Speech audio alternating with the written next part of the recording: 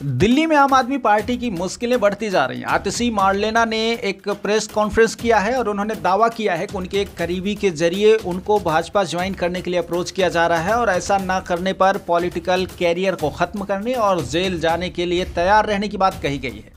आतिशी ने कहा है कि उन्हें बताया गया कि आने वाले कुछ ही दिनों में उनके और उनके रिश्तेदारों के घरों में ईडी की रेड होगी। उसके बाद सभी लोगों को सम्मन भेजा जाएगा और कुछ ही समय बाद हम सभी लोगों को गिरफ्तार कर लिया जाएगा। उनके अलावा आम आदमी पार्टी के सांसद राघव चड्ढा, सौरभ भारद्वाज, दुर्गेश पाठक को भी गिरफ्तार करने की तैयारी है। ईडी ने कोर्ट में उनका और सौरभ का नाम लिया है और उस बयान के आधार पर जो ईडी और सीबीआई के पास पिछले 1.5 साल से है। ये स्टेटमेंट ईडी की चार्जशीट में भी है। इसके अलावा कल ये नाम लेने का मतलब ये हुआ कि अब हर तरफ से घेरने की तैयारी की जा रही है।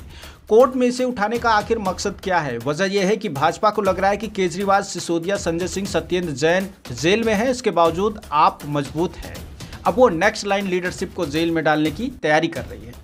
आतिशी ने कहा है कि हर व्यक्ति जिसे आप जेल में डालेंगे उसकी जगह 10 और लोग अरविंद केजरीवाल की लड़ाई लड़ने के लिए आगे आएंगे।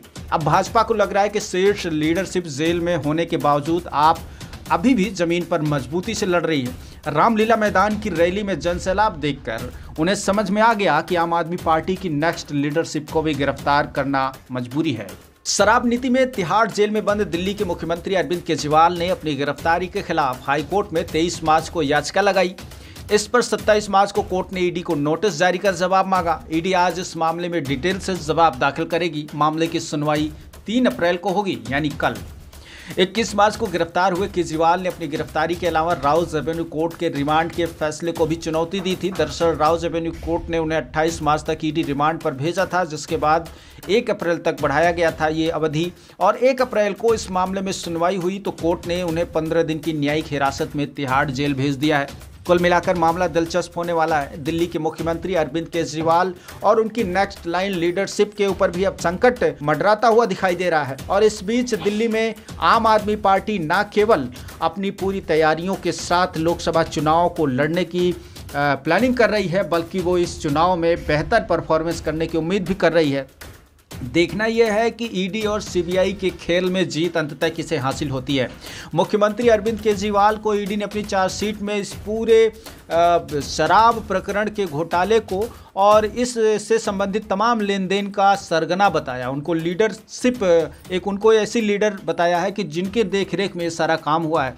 तो कुल मिलाकर मुख्य आरोपी की तरह अरविंद केजरीवाल को पेश किया गया है और अब संभवतः चुनाव होने के बाद ही उनको जेल से रिहा किया जाएगा। ऐसी तमाम जो लोग हैं वो दबे स्वरों में कह रहे हैं और अब तो नेक्स्ट लाइन लीडरशिप के ऊपर भी संकटों के बादल मंडरा रहे हैं। जिस तरह से आतिशी ने प्रेस कॉन्फ्रेंस करके ये दावा किया है कि उनके बेहद करीबी नेताओं के माध्यम से ये बात कही जा रही है कि वो भाजपा में शामिल हो जाएं और अपना पॉलिटिकल कैरियर बचा लें, तो ये आने वाले समय में एक गंभीर संकट बनता हुआ नजर आ रहा है। लेकिन फिलहाल अभी तक आम आदमी पार्टी इस संकट से बहुत मजबूती के साथ लड़ती हुई दिखाई दे रही है।